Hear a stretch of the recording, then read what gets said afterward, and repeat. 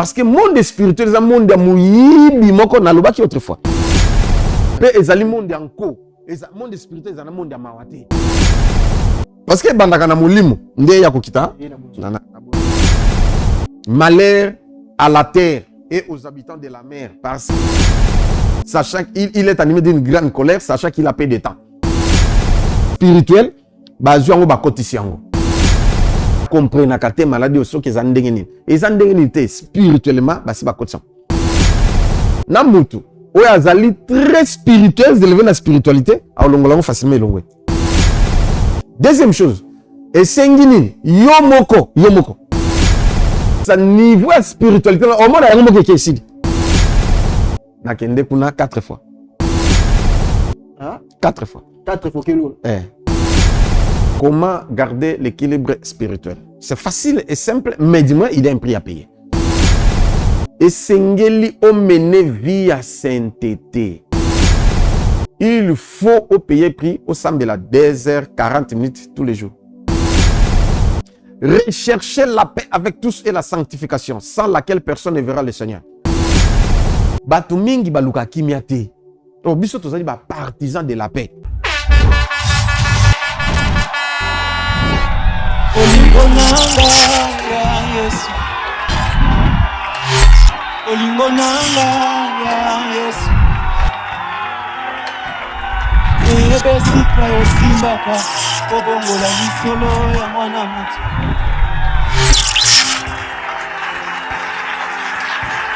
Balukayo na bajane prière. Bakutana na yo. Oh mon Dieu, ma femme me dit, il n'y a plus rien comme provision à la maison. Que dois-je faire? Avec ces grands embouteillages, partout, il y a des eaux de marin. Bon sang. Petit frère, tu es là? Tu connais mon souci, non? Oui, mon grand frère. Vous ne connaissez pas. Chez Bissou Wendy, un grand marché qui vous rapproche. Composez le plus 243 89 01 22 226. Désormais, achetez de maintenant chez nous avec toute facilité et fiabilité. Commandez et vous serez servi dans les minutes qui suivent. C'est rapide. Aussitôt commandé, aussitôt livré. Waouh! Merci chez Bissou Wendy.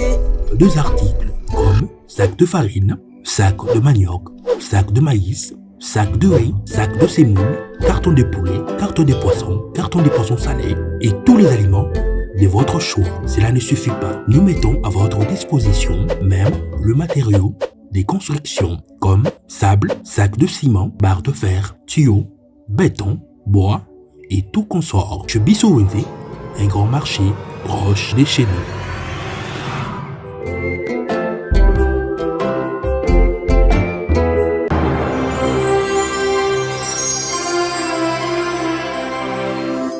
Chez Bissou Télévision, la chaîne qui vous ressemble. Mesdames et messieurs, bonjour et bienvenue dans votre chaîne, les meilleurs de chaîne Oezara chez Bissou Télévision. Merci parce que vous avez ébélé sur mon poste de télévision pour dans l'émission Oezalaka savoir plus. Yango toye sous na kati ya émission. Merci beaucoup na yo mutu au s'abonner na le meilleur de chaîne Oezalaka chez Bissou Télévision pour vous édifier à chaque moment émission Koti, à chaque moment papa chic à Koti émission et bravo Jésus derrière le masque. Vous allez vraiment édifier, même si grâce à Dieu pour que Oyoka Makamamalam Oyo Mamanakati ya chaîne Oyo. Merci vraiment. Et merci aussi à le sponsor numéro 1. Pour naït, vous avez toujours ngibungibu lorsque tu opé ça, tu otombo la commune parce que à travers eux, nde yango lotoza otoza lelo boy parce que asali ya mukamo, asali ya mingi na ba vu na biso même ainsi que na kati ya chaîne na biso Oezali chez Bissou Télévision. Merci à notre sponsor Oezalaka Jésus-Christ de Nazareth pour na musala malamu o sala na kati ya isika oyo ko batela biso ko bongisa nyonso oyo esengeli na kati ya chaîne o. Merci aussi à Papa Chic Mokadi pour nous sélectionner nga lelo lokola présentateur pour une émission, il y a Savoir Plus. Merci à Papa Chic Mokadi, merci à Maman Lady Mokadi, merci infiniment à la famille Mokadi Mobimba pour na Maman Lam na bango Oesengeli ba pesa biso na kati esika. Merci aussi à l'équipe technique, équipe number 1, équipe numéro 1 chez Bissou Télévision. Là je vois le directeur technique Papa Denis Mosolo. Merci à Papa Zara, merci à Papa Louange Matembo, merci à Jean Urbain pour le design. Merci pour moi parce que bangondi basimbi technique ya kati ya chaîne oyo chez biso télévision bandeko balandi toye na émission oyo ezalaka savoir plus.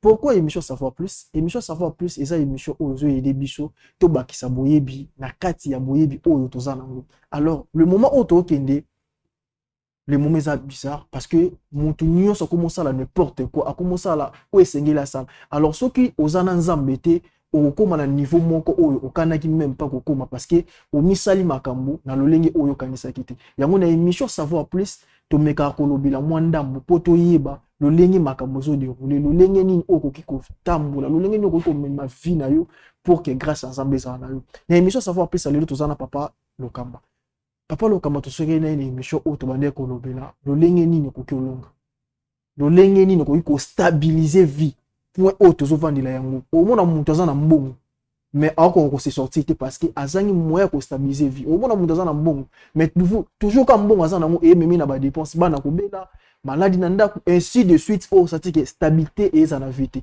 yango na émission lelo to yena papa Lokamba pour que to lobela la stabilisation na niveau ya spiritualité le lenge ni ko comme ça stable pe na spiritualité no pour que omona bénédiction na yo ndenge o esengeli. Papa Lokamba na pesi mbote. Bonjour papa. Bonjour journaliste. On s'appelle pour Yambabino na kati ya le meilleur de chaîne où la chaîne sur télévision. Ah, merci beaucoup. Ngape na sepeli ndenge batu tuli bakumalam pour na bati ya Biso TV et puis balanda émission oyo sur la spiritualité. Spiritualité. Ah. Papa Lokamba, ça fait le temps où tout le monde bino mwakala et peuple de Dieu azala qui édifié lorsque tout ça qui émission na bino. Alors to yi lisusu na kati na bino pona kokobila mais avant to banda boni etonga na nzambe boni musala ndenge nini nyonso zo évoluer bien na ngolo nzambe. Ah oui, etonga très bien, nga moko pe très bien spirituellement, physiquement, nyonso et marcher bien na ngolo nzambe. D'accord papa. Na votre permission avant to banda émission so ko zonga le coup mais pas nzambe pona grâce pour apesi biso. Merci beaucoup. D'accord papa. To sambeli. Amen. Nzambe na lola yon de créateur, toujours reconnaître Seigneur na yo Seigneur. Ba o fait na ba bien fait na. Mais Seigneur, et souki na malobate mais c'est manifesté na ba acte afin que bana ba sepela. Toyeba ke tozana papa. Oya zo soin ya biso bana na ye na kombo na Yesu. Amen. Amen. Merci beaucoup na prière qui tourne na papa. Kala mingi était 300 000 sur le meilleur de chaîne Oeza Pavo, Oezali, chez Biso Télévision, la chaîne qui vous ressemble. Et chez Biso Susu, et Sungi Bino, papa Chikasali, effort, il y a pour aider Biso Nyonso, même la plateforme au niveau TNT, chez Biso Zawana, yo montoza na posa ou la émission à chaque moment. Et y a Moussa qui fait internet, na TNT tout ça disponible, le mien au salika à recherche automatique, chaîne et directement par Nabino pour que permettre Bino la émission chez Biso Télévision, na tous les moyens sont oyo et c'est ngelo papa Lokamba to zongi sous Nabino papa l'autre to yambaki bino to meka ko lobela par rapport à la spiritualité. Ouais. Et to comment côté le point rosuka le lenge nini muta ko stabiliser vie d'une manière spirituelle. OK. Yango oyo peuple de Dieu ba sengi to zongi la bino lisusu pour que to meka pe ko yeba le lenge to ko sala parce qu'il y a des appels oyo bengami na kati émission par rapport à Nini Nzambe à ça pour ouvrir la carte Nabino. Alors, surtout que mon moquet, après tout, il y a tout comme une stabilisation spirituelle. Ah, merci beaucoup. Et là, on a Koloba. Éphésiens, chapitre 1er, verset 3. Natanga.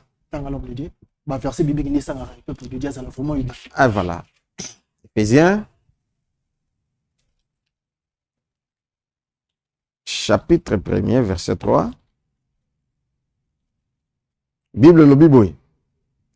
Béni soit Dieu, le Père de notre Seigneur Jésus-Christ, qui nous a bénis de toutes sortes de bénédictions spirituelles dans les lieux célestes en Jésus-Christ.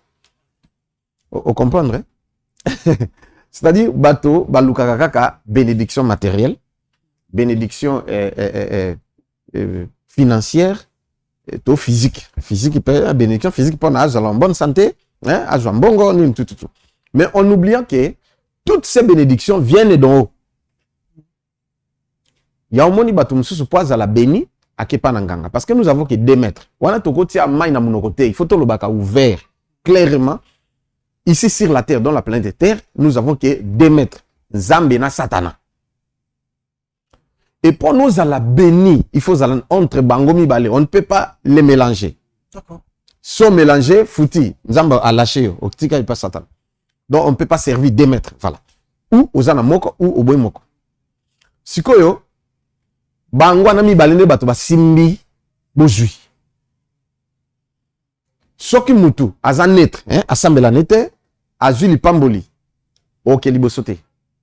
Tu seras manipulé par les diables et puis aux ongi nase au ici. Parce que ce monde, il y a des principes et consorts. Ok. J'avance. Yango, au moins, bato mususu pona zwambongo abani ko bundana mwa muke simba te tutu akepa na nganga. Kisi, na binganga kisi. To akoti magie. Ata pasteur, ata nani na monde ezambo mutu nyonso, je parle aux politiciens, azana ni tout. Ameki ye moko boye na makasi netiti ya simbite. Abia a signé akepa na nganga kisi. Tu n'es pas magicien, tu as côté cabal juif, tu as côté occultisme, la science moko ya mabe. Nde a parti à kuna spiritualité, ya kuna spiritualité négative. Nde sungiye po komana mbongo ya kominango azwa succès oyazui et ainsi de suite. Na biso ba oyo toke pa na nzambe. Hein? Parce que nzambe mutu yoso ta qui n'est pas Satan. Ezaba mso apambola mpena nzambe apamboli. Ok. Akepa na nzambe na spiritualité wana nde epambole ti a maintenir bojaza nango ti a kufi atiki bozui. Kana spiritualité. Voilà.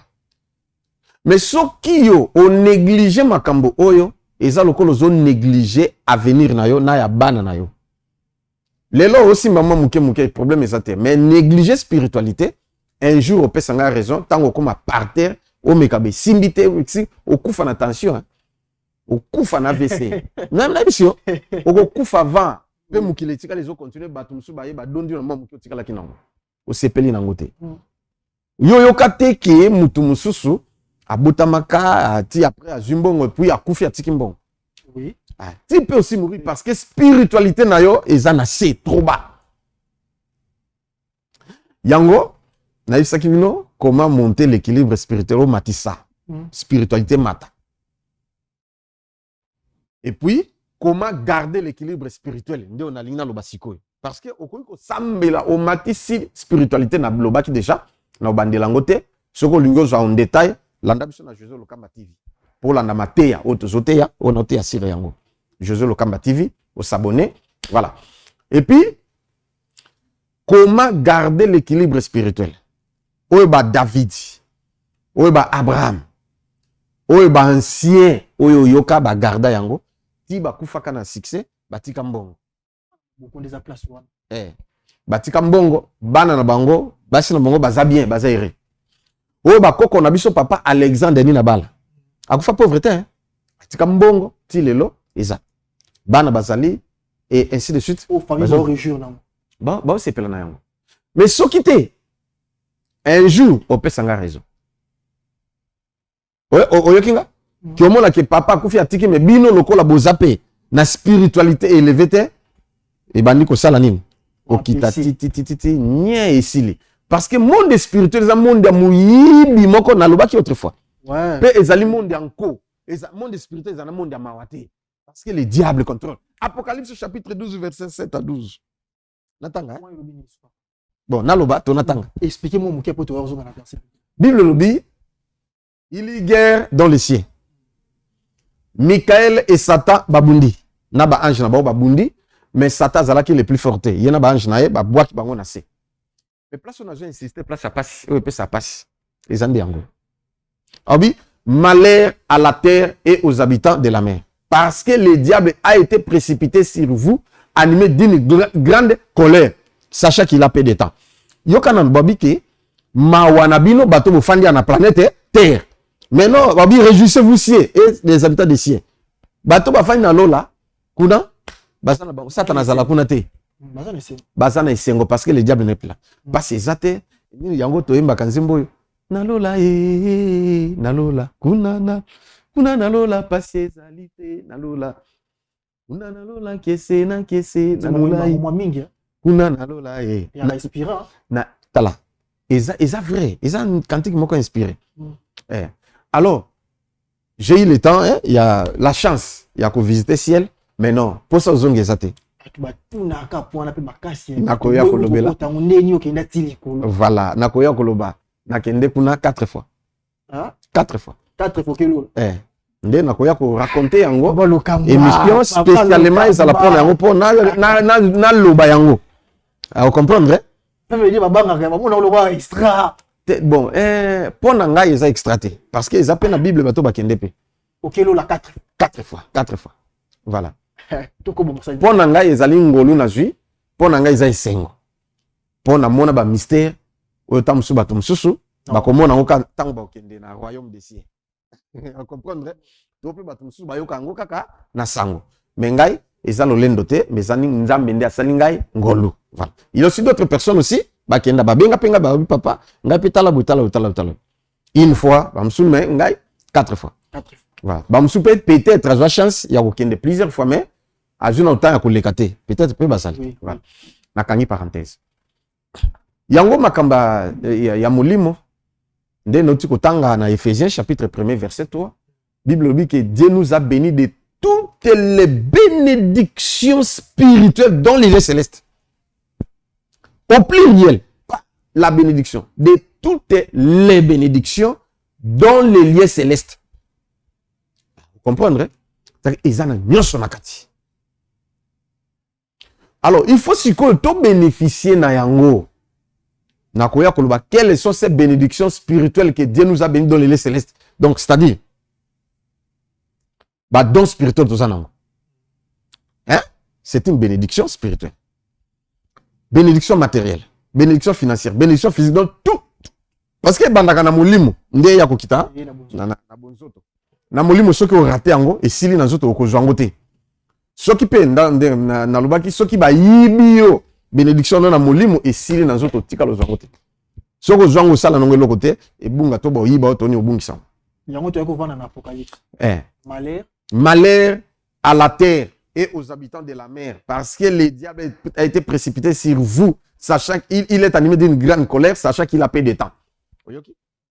Combien de gens qui souffrent azobela mais maladie wana meki na hôpital et simbité eza spirituel bazu yango bakotisi yango papa ata basala opération ata bundani omeli ba spécialiste ndenge nini eko calmer lobi ezongi.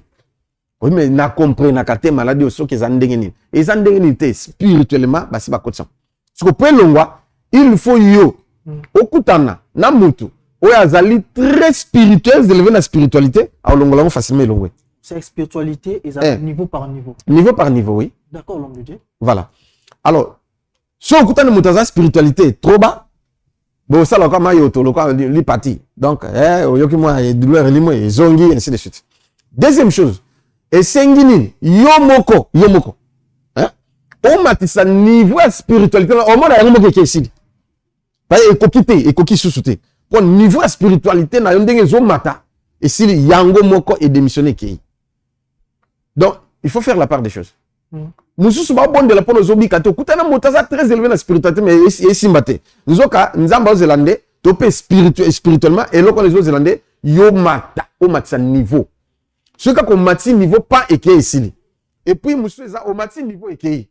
Mais après au quoi pour par terre. Au koki ko garder niveau spiritualité te par terre et zongi parce que na mokanda ya nzambe na Luc chapitre 11 oyoko ke Yesu alobi soki molimo mbambwe ebimi ekende ke libela te eke efandi après c'est tobi na zonga na ketala soki aya zongi akuti yo eza vide et loko moko eza te ndi abengi 7 autres démons ba kon plus pire plus méchant ba ye ba s'installer lisusu c'est assez que c'est compliqué lisusu on comprend ce que yango tozo senga na bana na nzambe bolanda nano bien makambo na zoloba tolanda loyengete ya ba prophète po bakosa kosa bato ndenge sana namoni micro na yo na ezanyoka nani tutu il faut pesa 800 euros nini comme ça mona nini tout changement ko ta siko aux yeux c'est nini au pesi po ba sakoli po na yo Lucas siko solution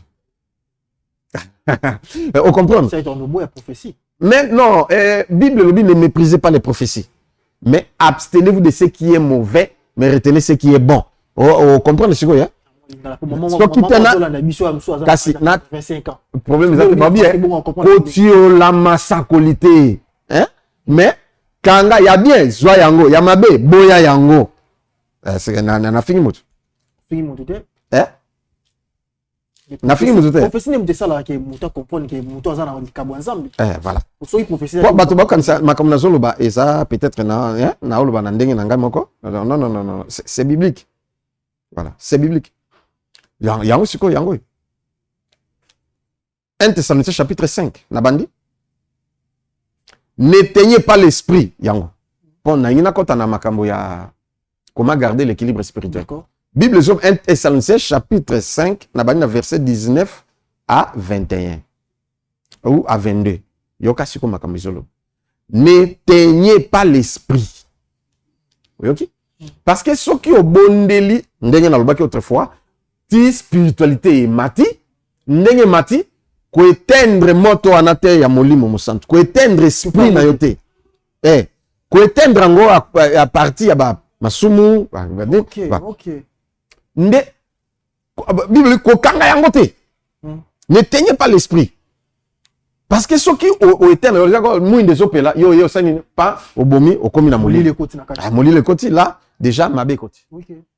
Tika ezalaka ya kopela. Donc otikalaka na niveau wana. Mais na opé sa réponse au notikoloba et lobi que ne méprisez pas les prophéties mais examinez toutes choses. Retenez ce qui est bon, abstenez-vous de ce qui est mauvais. OK? Examiner. Donc lisakoliso ba pesio ateza vrai. Et uti na munoko ya nan. Surtout na munoko faux prophète. Ngai na utia entre parenthèses. Na bien, merci beaucoup ici. Na examiner, ezala vrai, ezala faux, il faut examiner. Et après avoir examiné, il y a bien aux yeux, il y a ma bêtiki. C'est-à-dire, na moni o kufi. Eh ba okudayo, na moni o boye tu. Bon, oza malade o kufa, nini tutu. OK, na yo kiango. Mosa ko eza vrai na malade. Mais nga na boeliwa. Na okufa te. Amen. Parole mo makasi hein. Quoi c'est autre? Eza vrai na mo. Proverbe chapitre 18 verset 21 il obi. La vie et la mort sont au pouvoir de la langue. Quiconque l'aime, on mangera le fruit. Ndenge ba biso bo yo lengi. Pesa 1000 euros. Pour le coup faté. Yango na mbango pesi kitu. To salo prière. Ya ba. Bando tina pe 1000 euros ngoti et loko et la.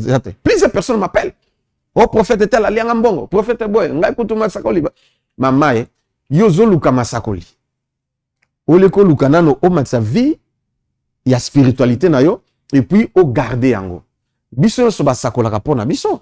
Ah mosala nzambe lobi namoni papa ailleurs namona ki to sambela ba empoisonner au kufi to tina cercueil et bo bakundi yo to zolela ngalobi merci beaucoup nayoki mais nabo na nga yango nabo yango na kufate il est na mo mutapesi professeur mais oui kasinga nabo liwati esi tato olianga mo ndenge olianga gana bo yango prière oui na sala prière nzambe je ne vais pas mourir parce que Ézéchiel a salaki yango roi Ézéchias asalaki yango Esaïe ko bisaye yo tika testament okufa eza prophétie et où t'es pas na Esaïe le prophète mais qu'est-ce qu'il a fait afuka menkolo nangili wate papa mais kanise langa na bolamu na sala mbala moko nzambe bisi prophète kende yebise akufa isute na bakisele 15 ans voilà ba se souvenir na yepo na bolamu sikoyo yo bolamu ni osalaka pesa dim opesa kate sunga basala nzambe rien est-ce que basi ba bengo ba futelenga émission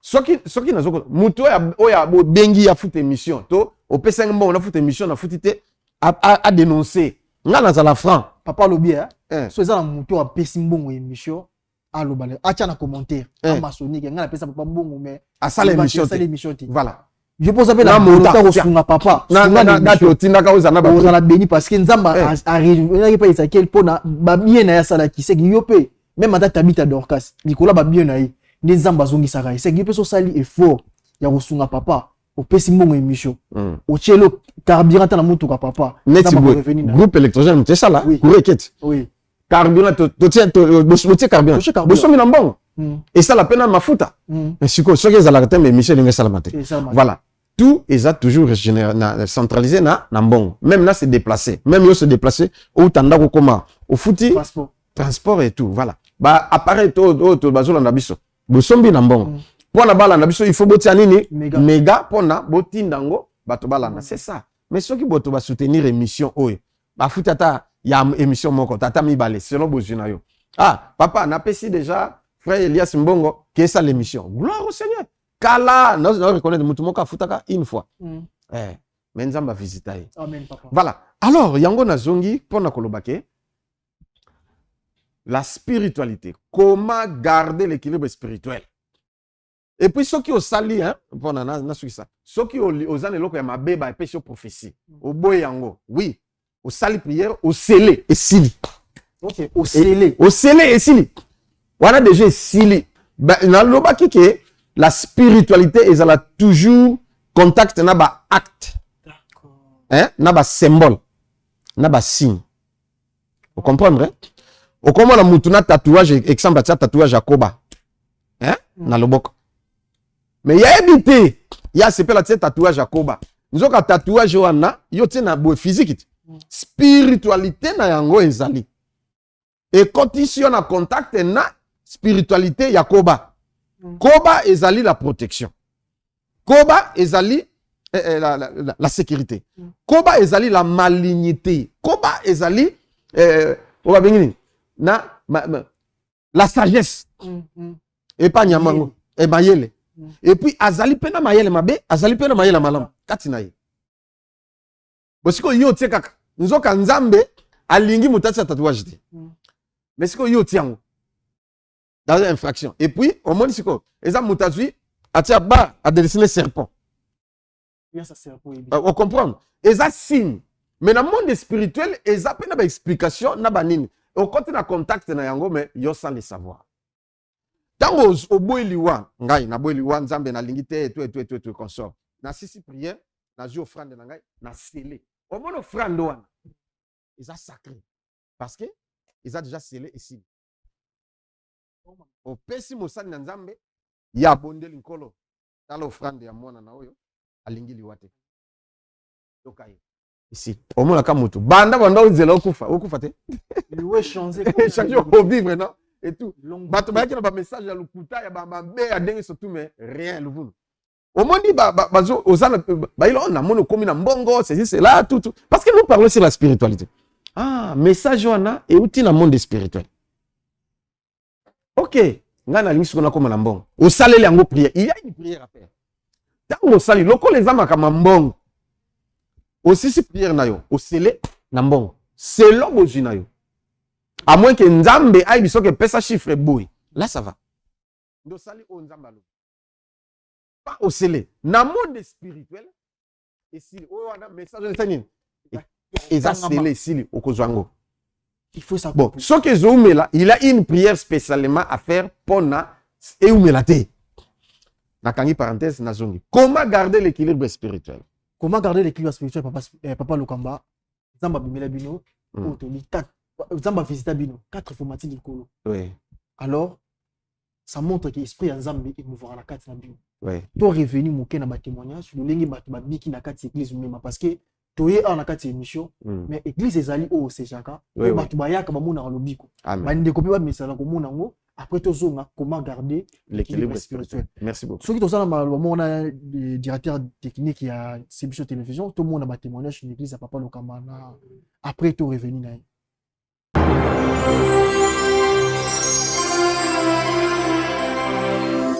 Chez Bissot Télévision, la chaîne qui vous ressemble. En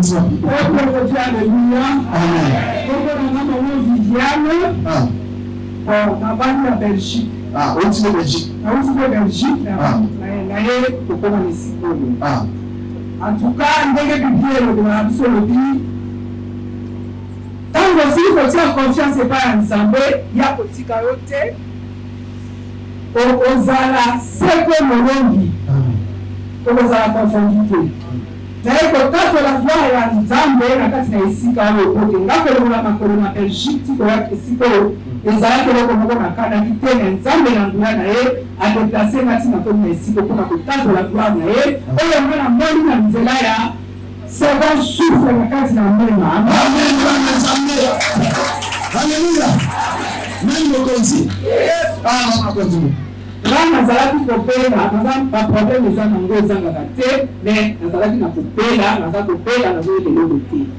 Nzoka ngo nazalaki moto nasilaki koempoisonne ye, epai nini naliaki poison nayebi te te. Nzambe na nguya na ye amonisaki nga na nzela ya prophétie, nde naye koyebake nalie poison. Mpe basalisi nga na hôpital ndenge nyonso na mindele kuna na Belgique, na mikanda yango awa. Alléluia. Yongo koza ngosi ya mundele. Nabana na mundele. Nalakisa bino alléluia. Alibaka papa témoigner ngabana ya. Nalakisa bino. Ezana mama mokonza babikisi na Belgique. Akala mundele. Bakota bana pe ya mundele. Alléluia. Sino ayete. Dala ba preuve médicale yango. Alléluia. Nani mokonzi? Yes. Ele tipoto. Yawa te. Oh, ba document évolué vraiment. Ouais, total va se sentir mais on dit déjà que ba document est aussi Belgique na nganga ya mindene. Mais ba koki poisson te. Ba ri pa naye ici, à deux aussi. Mais ba tozo ici ce qu'on va pas. Peuple de Dieu, Christ en nous l'espérance de la gloire. Amen. Dans un cas de la gloire, il y a un homme de tout le monde, un homme de tout le monde, qui a dit peut-être dans 10 jours, dans 2 semaines, n'a pas fait. Dans la vie, il y a un Zambé. Dans la vie, Zambé, petit garçon, on sait, il n'a pas fait. Satan a assoir en galère. Dans Zambé. Alléluia. Satan a assoir en galère. Zambé, la galère, il m'a envoyé à frère Zéra. Il m'a envoyé à beaucoup de nangamo ko na recherche na nzambe ndika fukura kinzela na nzela ya internet nangana ko wala ko ndo hiyo sopi na nzambe apoteli ko na sai na yelo bi yewa na bifo ko kutana na yepo na maladi na yo amen amen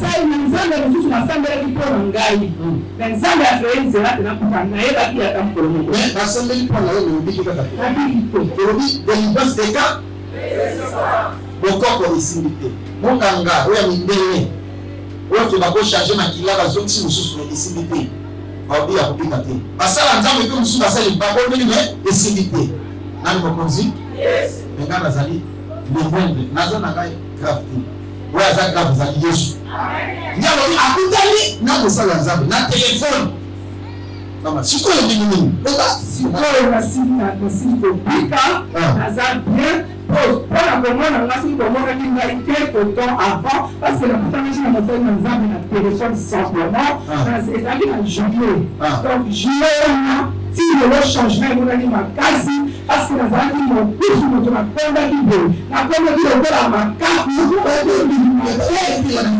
dit la photo, ah, on a dit la même signe en gros, nous avons dit le ma carte, nous avons dit le mon tuto. Au point où on a dit si on répond, c'est ma casse. Et puis ici la foi, et puis ici le stomac, et puis ici la vesquille, et puis ici la hypno, et puis ici et puis ici la ganglion, casse dans la ganglion, et ce qu'elle a ici ma cœur pour la tomber. Ensemble na lola na mawana yo, abiki singai. Ya mwana yo kwa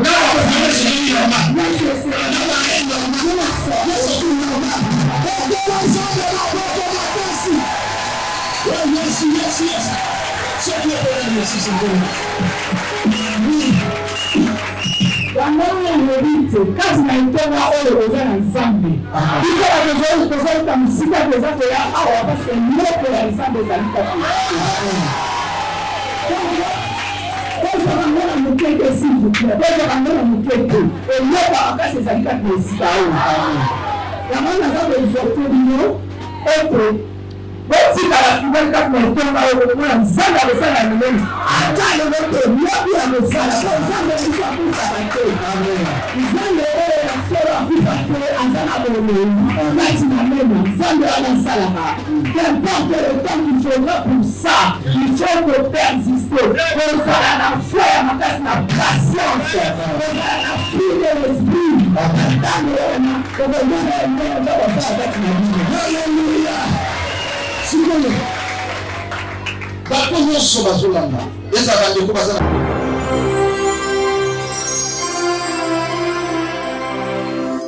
Chez Bissot Télévision, la chaîne qui vous ressemble.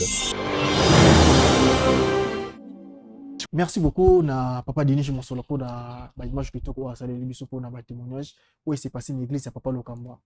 Alors papa Lokamba comment on a monté bacheli poison mais abiki na kati ya poison parce que tout monde même na suki et comme aussi là na moto mais vie zungi na kati na ye a elongwe Europe a ye pour témoigner. Et ça où est ensemble. Aza servante de Dieu hein aza na Belgique a bala mondele. Nabi que bata Belgique ba ebié bisika fandi aux alentours tout a ebi puisque a umeli kuna mais ba empoisonné poison est lié même na estomac et perforé et ce qui nyonso elongwe akomaki amota pembe mais akomi mwindu lokola likala lokola makako et puis les autres kauki et elle attendait la mort pour ba meki na hôpital et simbite no ba nyaza na mort ba meki na ba faux prophète et simbite ba meki ndenge nyonso tout ba traduit par tout et simbite auze la liwa désespoir mais tango abengi to sololi na bi na téléphone mais c'est salabo atosi yango pas esili ake sur l'hôpital il n'y a rien nyonso zongi normal basuki ezongi normal mutu tentire fungwami ayena santé consort pe out alongwe na Belgique afuti bi ayeti awa kaka pona ko témoigner apesinga pe libonza na ye na sima azongi Gloire à Dieu. bon sikoyo na koloba nini eza kisite kisi ni bikisi Comment ça? parce que mon Dieu c'est un réparateur de brèches. Son nom c'est Jésus-Christ. Il est ingénieur du corps humain. Hein? Il a les pièces de rechange du corps humain. Voilà. Et là, on a koloba yangwana. Et na frère Moussoussa na Monique abi lingala penzate auti na province a commis moi na ça ne va pas et tout ba meki na imoko azana deux témoignages Moussou babingala ke na musala balongo ici mais tanga eto bondeli moi na biki miraculeusement et puis yemoko babengi kutako benga na mundele azongi musala voilà ba merveille à Jésus on a zolo bayangwana. Merci beaucoup papa Lokamba et tozongi na point où ezaki lokola beaucoup pour na biso comment garder l'équilibre spirituel. Mon point de repère pour na bana. Merci beaucoup. Comment garder l'équilibre spirituel? C'est facile et simple, mais dis-moi, il y a un prix à payer. C'est-à-dire, 1. Esengeli omene via sainteté. 1 Pierre chapitre 1er verset 14 à 16. Natanga, tona loba. Continue Rolo. Ah, na konde koloba. Bible dit, comme des enfants obéissants, ne vous conformez pas au siècle présent et aux convoitises que vous aviez autrefois. Comme moi-même je suis saint, soyez aussi saint. Soyez saint dans toute votre conduite. C'est ça, nzamba zolo bana biso bongo. Mais okukuta ba chrétien, ba pasteur, ba nani, okuta vina bango vi moko immoral, lukuta, lukoso, vi moko ya la cupidité, tout. Nalbandela ka phrase yo, mais vous au vivre na ba sango que vous venez ba pasteur. Lukuta escroquerie balinka lukoso ya mbongo. Omona pasteur azana na nini na voiture, azana jeep, azana lupango asombi bani tutu, azavi ya bien mais adjoint na ye piéton. A souffrir. Même bilamba a souffrir. La bénédiction pour na ye moko. Voilà, c'est la cupidité. Mon thème ma bépé côté.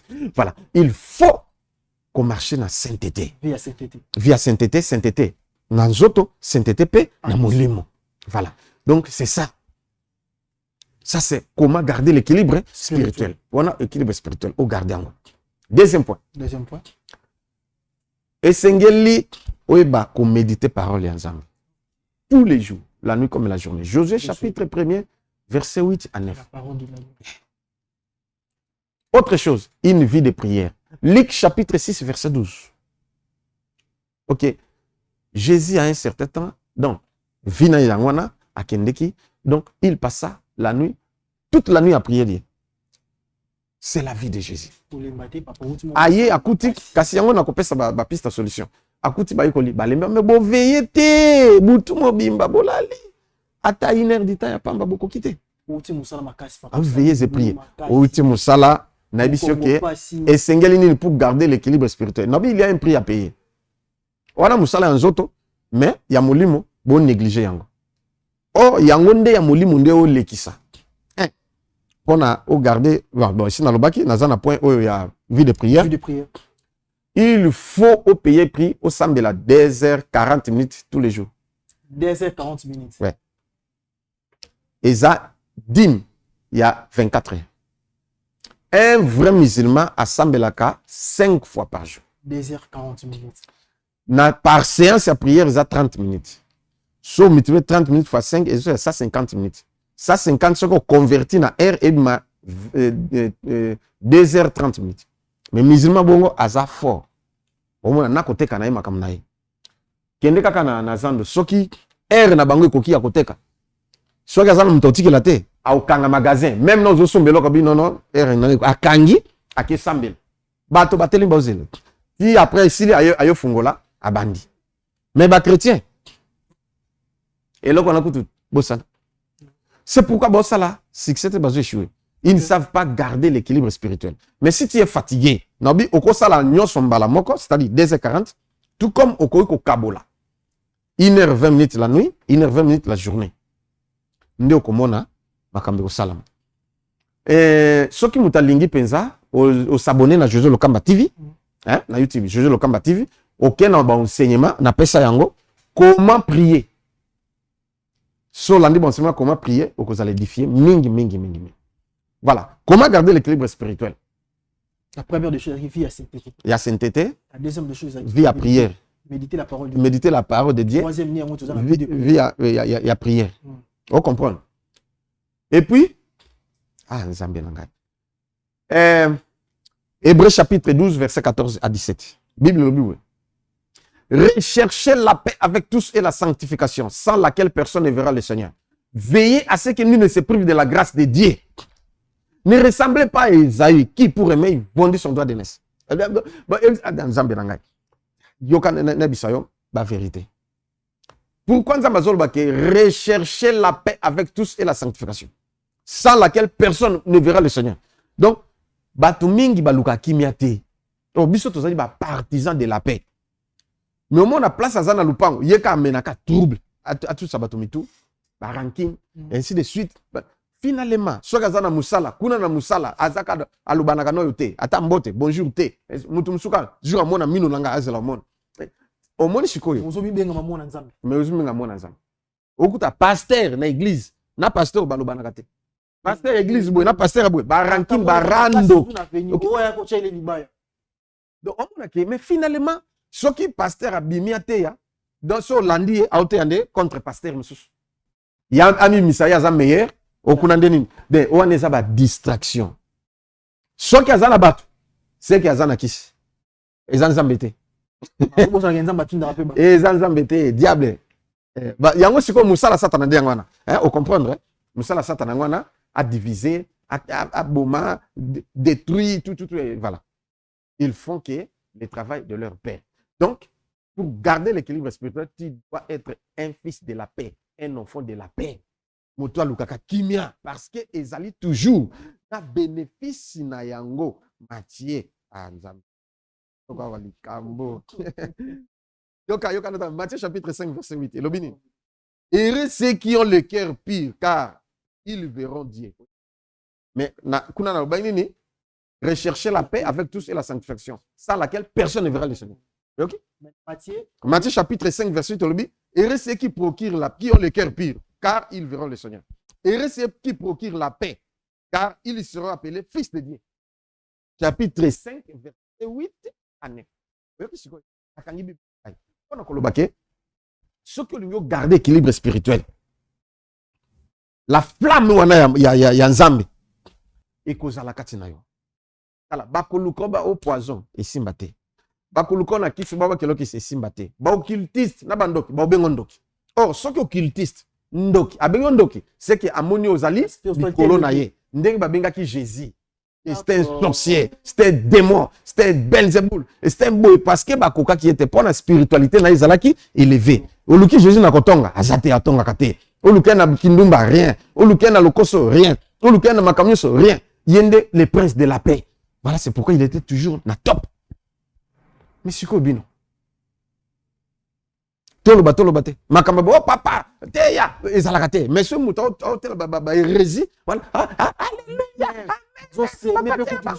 oyo ata olobi te ya te na besoin ya te ya note mais makambo oyo bato bako-comprendre yango 1 Corinthiens chapitre 2 natanga to nakata etanga poto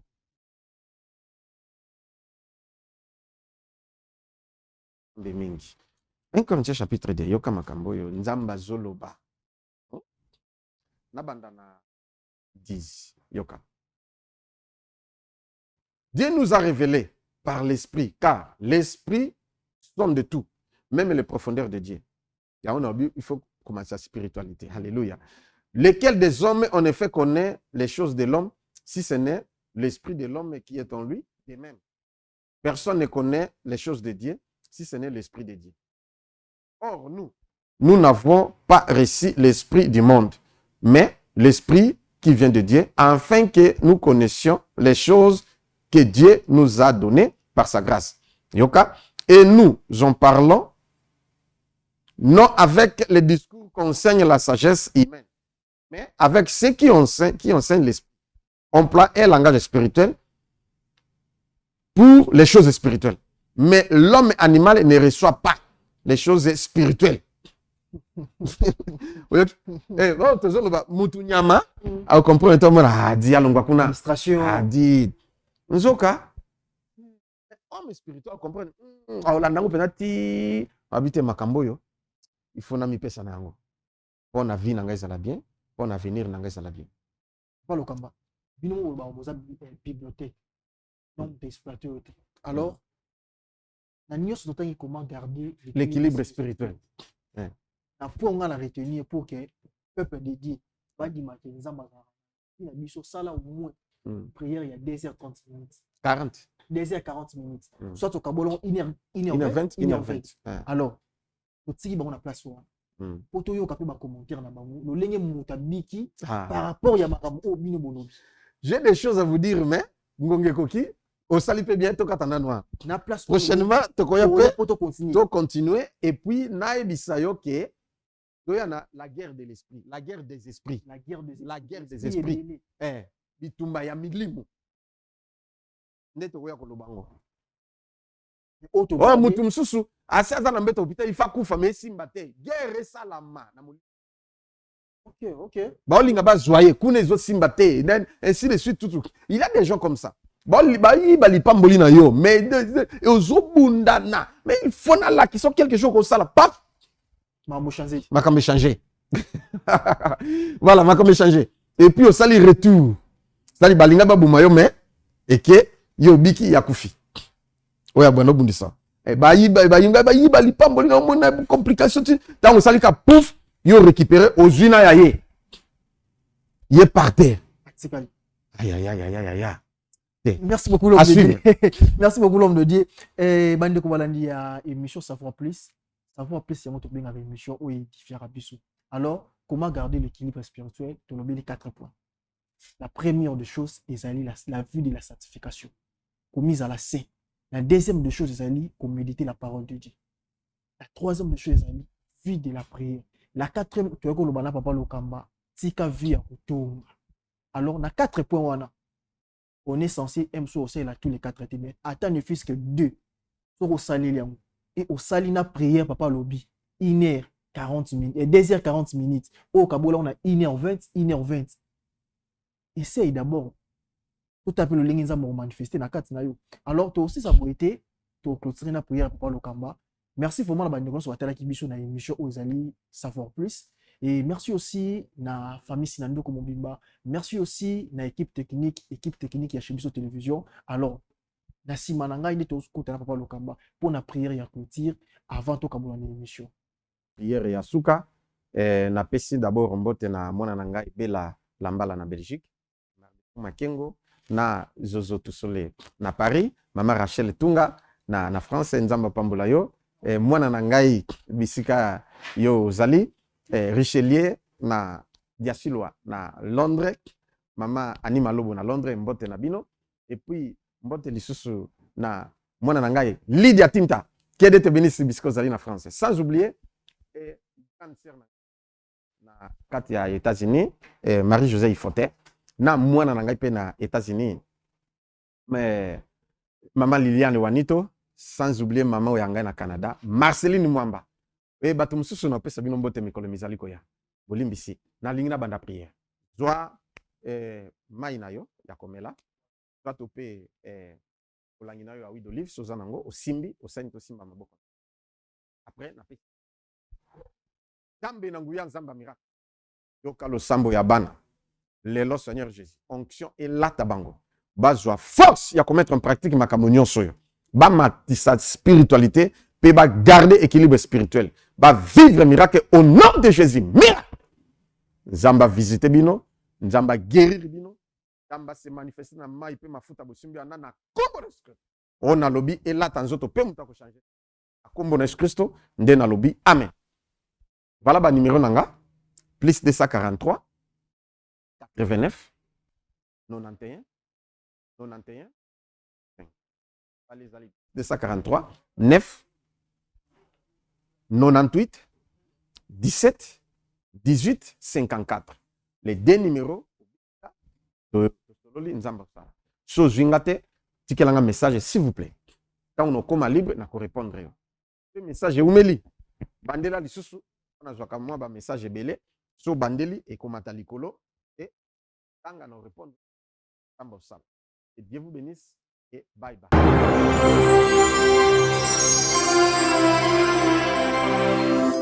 Chez Bissot Télévision, la chaîne qui vous ressemble.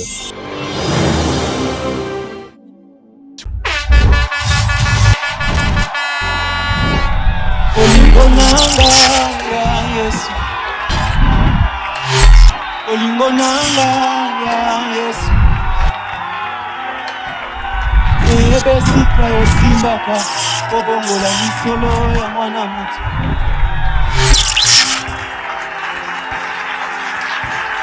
Balukayo na bajane prière. Bakutana na yo. Oh mon Dieu, ma femme me dit, il n'y a plus rien comme provision à la maison. Que dois-je faire? Avec ces grands embouteillages, partout, il y a des eaux de marin. Bon sang. Petit frère, tu es là? Tu connais mon souci, non? Oui, mon grand frère. Vous ne connaissez pas. Chez Bissot Wendy, un grand marché qui vous rapproche. Composez le plus 243 89 01 22 226. Désormais, achetez de maintenant chez nous avec toute facilité et fiabilité. Commandez et vous serez servi dans les minutes qui suivent. C'est rapide. Aussitôt commandé, aussitôt livré. Waouh! Merci chez Bissot Wendy. 2 articles comme sac de farine, sac de manioc, sac de maïs, sac de riz, sac de semoule, carton de poulet, carton de poissons salés et tous les aliments de votre choix. Cela ne suffit pas. Nous mettons à votre disposition même le matériau des constructions comme sable, sac de ciment, barre de fer, tuyaux, béton, bois et tout consort. Chez Bissot Wendy, un grand marché proche de chez nous.